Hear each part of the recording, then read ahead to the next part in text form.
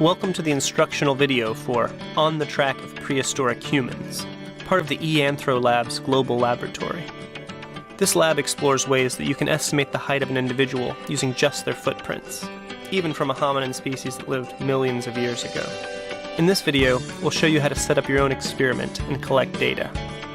Begin the exercise by downloading the worksheet provided on the eAnthro Lab's website. Now trace your bare foot on the form you just filled out. No shoes, no socks. Line up your heel where indicated on the form. Trace an outline all around your foot. Measure the entire length of your foot in centimeters. Next, you'll need to measure and record your height. Stand next to a tape measure or ruler and find your height in centimeters.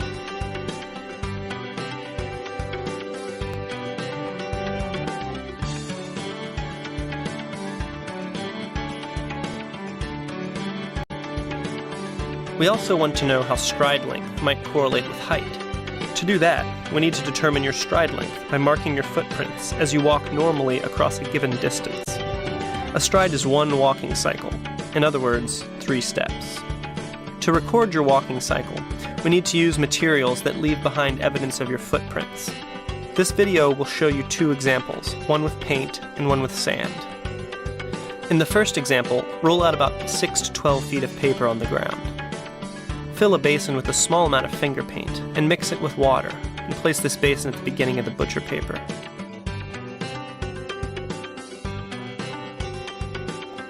Fill a second basin with water and place it at the opposite end of the butcher paper from where you will start. With your shoes still off, step into the basin of finger paints, or in this case toe paints, and walk carefully and normally the entire length of the butcher paper. Step into the second basin of water and wash and dry your feet so that you don't track paint anywhere else. Remember to walk as normally as possible. You can also use material such as loose sand or dirt to record your strides. Here we have used 2 50-pound bags of sand to create a walkway, about 1 to 2 inches deep. Your walkway should be between 6 to 12 feet long. The sand or dirt should be sufficiently loose to preserve your footprints. As you did in the paint example, walk normally across the sand. Now it's time to measure your stride length. Use a ruler to measure the length of your stride in centimeters.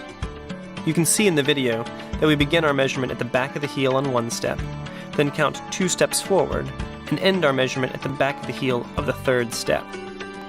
It's usually best to start the measurement several strides into your trackways, so the measurement is taken once you've achieved a normal stride.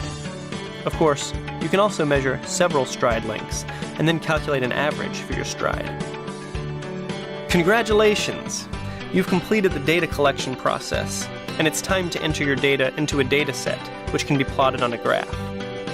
This graph will help you determine what relationship might exist between height, foot length, and stride length.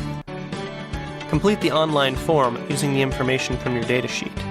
When ready, you can submit your data, which will be graphed for you. You can also contribute your data to the global dataset to see where you might fit in with other participants. Remember, everyone is welcome to contribute, so you might see your dataset alongside students from many other countries. Visit eAnthro Labs to learn more about the Laetoli Trackways, and to learn how these data are used to help us understand the fossil record.